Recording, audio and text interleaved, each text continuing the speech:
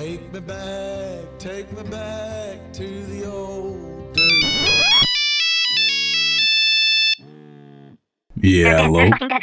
All my paints are fucking dead. I swear to you, all of my Citadel paints are motherfucking dead. You have to help me. Please, please, please help me, Leif. What can we do? They're fucking dead. They're dead. Leif, help me. I'm on my way. Thank you, Leif. You're so nice.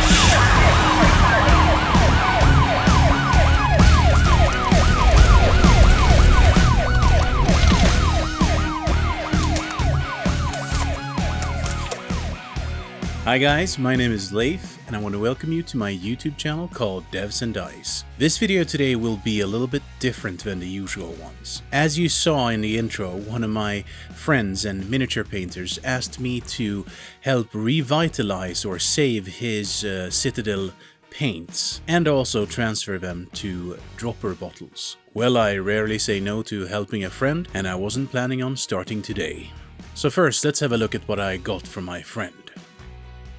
So my friend had packaged it nicely and securely. So when I picked it up, all I saw was this. And in there, he had actually put a little present there. And it looks to be a Space Marines Primaris Intercessor. And yeah, it says he thinks that I should paint that. Thank you a lot, Peter, man.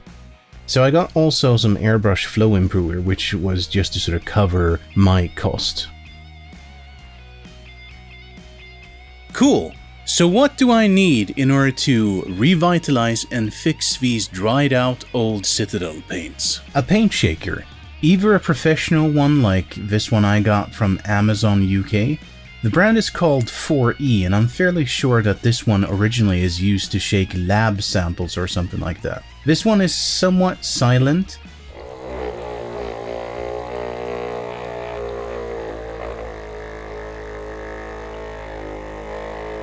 And fast as hell. Even though it costs the most, I really recommend it, and it can also support both Citadel and Vallejo style bottles. Another option is of course to fashion some sort of machine. Now this is one that I did. It's an old Allen key from IKEA that I fastened onto a plastic bottle using duct tape, and then I just put in some nice foam here so that a bottle would fit snugly into it. And then of course you need something to power this. And me being the excellent Viking I am, I of course went with a power drill. Yeah. Now, worst case scenario, you might have to resort to using, your arms or hands. And if you're a shining example of youth and physical fitness like I am, this shouldn't be any problem. Aj, helvete! Åh, älskling, ring Dr. Rutger! Agitator balls.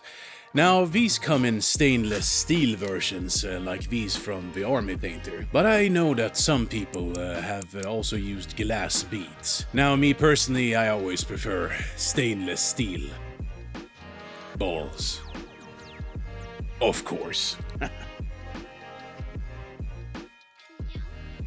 Dropper bottles. 15 milliliter dropper bottles. I know Emil over at Squidmar ordered his from Wish or AliExpress. I ordered mine from Amazon, because when I ordered from AliExpress, all I got was a collection of multicolored plastic rings.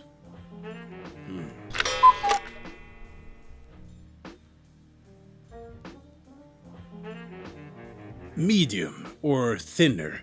Or something. You can use multiple brands like this Vallejo Flow Improver or Army Painter's Flow Improver and Thinner. I think you can also use actual artist mediums like Liquitex and such. Alright, so let's go through the process I do to save these paints. The first thing you want to do is to really investigate each color or each paint individually. Some might be okay and just need a little bit of flow aid, whereas others have, separated totally from the medium and the pigment. And others like this Averland Sunset, the little note there said thin as hell. This one had separated entirely, and I think the pigment had essentially really, become super thick at the bottom. So I actually had to take a sculpting tool and sort of work this one around.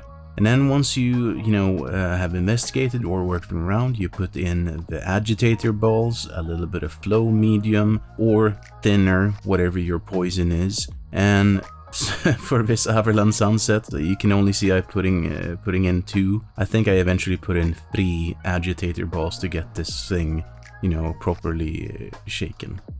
So of course, the next step is to shake your paints, and this you might wanna, do a couple of times depending on how bad the paint is. Once you, feel that the paint is flowing somewhat, and it's time to bottle.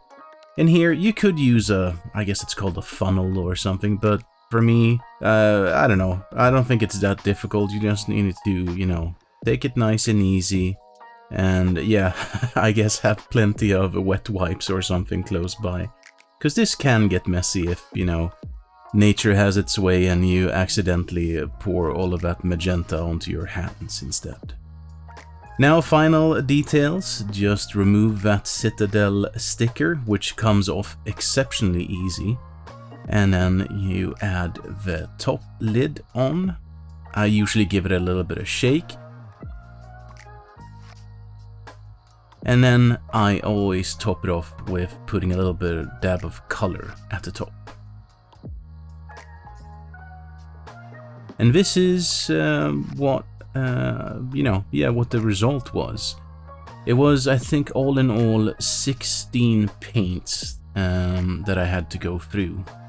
And as far as I know, all of them work fine, and all of them have nowadays an agitator in them. So if they ever become separated, it's easier to shake them. And they will hold, unlike these Citadel pots. So now you might be asking yourself, how did my friend like the paints? He sent some totally unstaged and very candid photos for me to show you.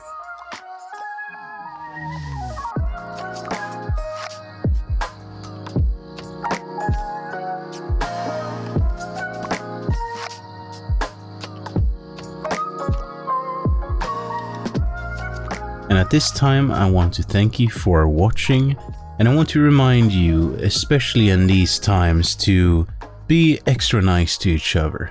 Help your friends and family out as much as you can, and remember, stay safe out there, and I will see you in the next video.